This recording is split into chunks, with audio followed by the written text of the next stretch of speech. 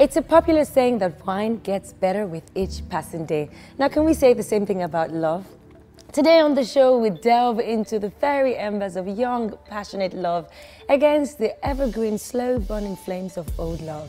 This is a Love Lounge special. It's for the Royal Hibiscus Hotel, the movie. My name is Toke Makinwa. We'll be right back.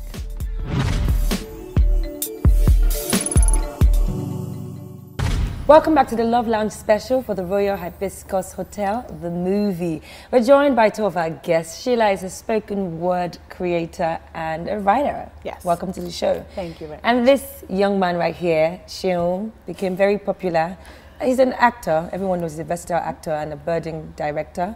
But I think people remember you more from this thing you pulled at your wedding. It was everywhere. He literally watched his bride walk down the aisle and yeah, let's just leave it at that. Welcome to the show. Thanks for having me. Nice to have you both here. Yeah. So today we have a very interesting topic. We're talking about young love versus old love. And there's so much we have to say about this. You know, from the get-go, we're told, follow the one that likes you, marry the one that loves you, you know, love grows. What are the other things I know my aunties tell me? When it comes to boyfriend, follow the one that you like. Don't marry those boyfriends, marry the husband, because they believe that, you know, the old love, the love that is evergreen, that grows with time, that has been tried and tested, you know, is the special kind of love. And then these days we have the young, hip love where people are hooking up at the get-go and not necessarily following those rules. What do you guys have to say about that from your experiences? I think... How long did you date your wife before you guys got married? About... What was it? About... 16 months. That's really new. Yeah, about 16 months. Yeah. Counting in Y'all months. dated for like a year and something? Yeah, just over a year. And it's like, how long did you date before you got married? A few months. Was definitely less than 16 months. So you guys don't believe in dating for like 3 years, 2.5 years? I do. No, I've seen that. Actually.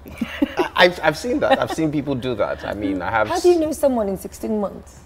I think that there's a process of continually knowing, because you can't know you can't even know in 5 years.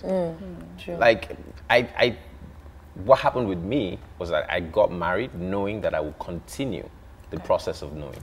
She was such a lover boy, isn't she? I know you write a lot about relationships and love, and you know, what are your ideals when it comes to young love versus, you know, the evergreen, refined, tested, slammed on the wall like rubber, and it still works? What would you say? I honestly think it just has to do with the people involved. Okay. Because you can meet people who, and after 2 months, 3 months, they're married and they're still together many years after. And then you can meet people who were together for 10 years and the marriage just didn't last. So it really has to do with the people involved, the couple. However, for me, love is just, it's work. It's a constant decision to do. It's not just the emotions. It's not just, oh, I love you. You know, it would be good to be with someone that you like at least, and you're attracted to. But over time, I'm a firm believer of, you know, with love, it takes time. You love someone this way, and then in another year, you'll love them differently. I mean, let's look at how our parents did it. Yes, exactly. Because, you know, some of our parents were match made. Some of them, it was a case of, I have this daughter, you have this son, let our children marry. So many of them did not even know their significant others. And I feel like with how we've grown in our generation, there was a lot fundamentally wrong with that as well. We had many fathers who would come home and say, where's your mother? They found out where their wives were from the children. Yes. We had parents who were separated but were still together. Yeah. They lived in separate rooms. They never really spent time with each other. But we just knew that it was the children that sort of got them into several things. We had mothers who would not know where their husbands are. It's just like a babainko. As your father called today, or you know. And then this generation, people are actively working at this thing called love. So it's not in all cases that the way it was done in those days actually worked. I mean, and then you find people who are still holding on to those archaic practices and thoughts when it comes to love. Where do you sort of fine-tune the line? Or where do you draw the line between, you know, this is evergreen, old, growing, we still feel the same, and you know, this is just what it is. We met, we fell in love, we got married. How do you keep the flames burning, I guess is the question I'm asking. Can I go? Yes, of course. Okay, I think first thing for me is that love's not a feeling.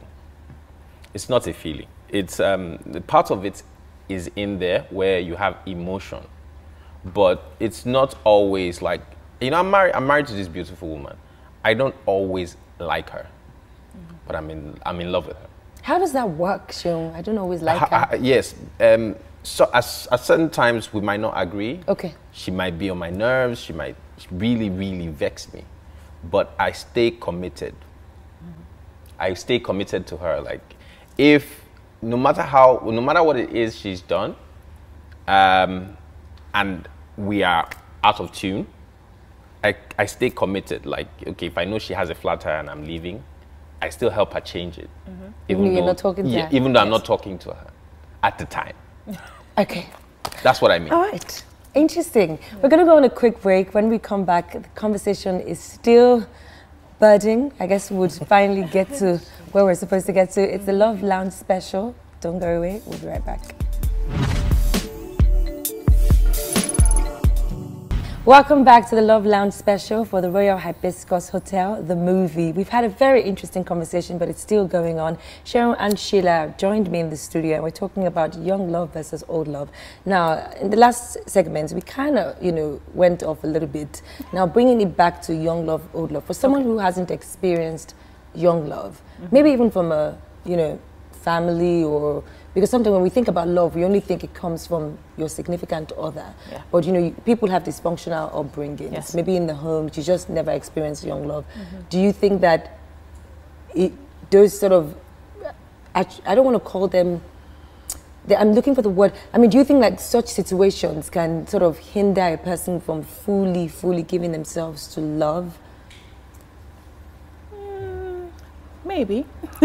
It is possible. I mean, based on your experience, or for certain people who have certain experiences, it could affect how they see others. Okay. And it could also affect how much they allow people into their lives. And it's not necessarily just romantic love. It could just be friendships. You could have been betrayed so many times by people that when you actually meet someone who is, you know, good, you just have your defenses up immediately. So a lot of, and also from watching, you know, people around you, aunties, uncles, parents, our background actually shapes a lot of the way we see love and how we define love.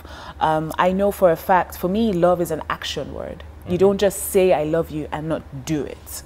And then you have some people who, they're all about I love you, I love you, I love you, but then their actions don't show it. So in cases like that, it is difficult to understand. Like if you have two people who, one is all about love being a word and the other one love being an action, you will find that they would constantly have problems. Well, what if they have different love languages? So I might not be very verbal about being in love with you, Exactly. but you know, I might be the doer in terms of I do certain things in the hope that you can see that that is love. And some of us were raised that way. Yes, you know, we didn't really have this whole therapy, hugging, loving, kissing, and you know, I sent you to school as I raised you. I did certain things to you. You had to square meals means I love you. You know, so do you feel like those things are also barriers in how people express love? Yes, yes. I have dealt with that. You know, I've dealt with that issue where, you know, I'm serving this person because that's how I love. I do everything I can for you. You know.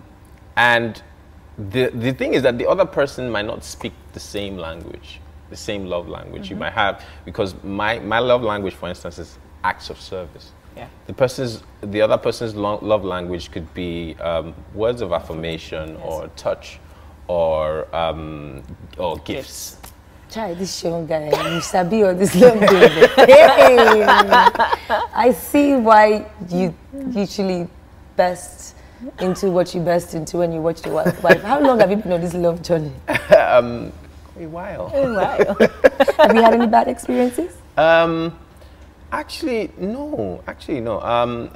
While like I was one of those young men who I would only date a woman that I really liked. I wouldn't do it because it's just a physical experience, no. What if she liked you and you didn't like her? Like that? And then I would honestly have a conversation with her and say, you know what? You're such a nice person. You know what? I would not like to do this. So you don't have like a trail of women who you've done dirty? Well, not done dirty. I wouldn't say that. But I have exes. Yes, I do. Okay. All right. Now we put this on. We got a Facebook message as well. Okay. This is really funny. Not funny, but I found it funny. This is from OVA Power OB, and it says, "I'm in my 30s, and it's not every time my young man gets excited. Now I am afraid because I think sex at age 70 will be like trying to shoot pool with a rope." That's the part that I found funny. Trying to shoot pool with the rope. Wow. Yeah. So, you know, they clearly have sex problems. That's an interesting illustration. Rope. Which is why I asked the question of, you know, if sex aids this feeling of love. Now, let's be honest, you can love someone who doesn't really satisfy you in certain ways that you want to be satisfied. Now, how do you sort of have those conversations without hurting their ego, or without the person feeling like he doesn't love me, that's why he's not having sex with me?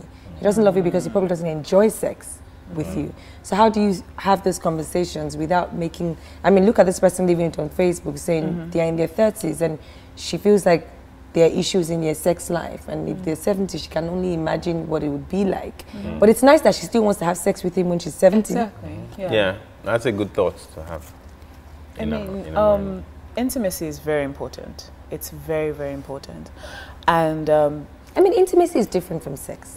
It's different from sex, but you know, sex is part of being intimate. Yes. So it falls under this huge umbrella of intimacy.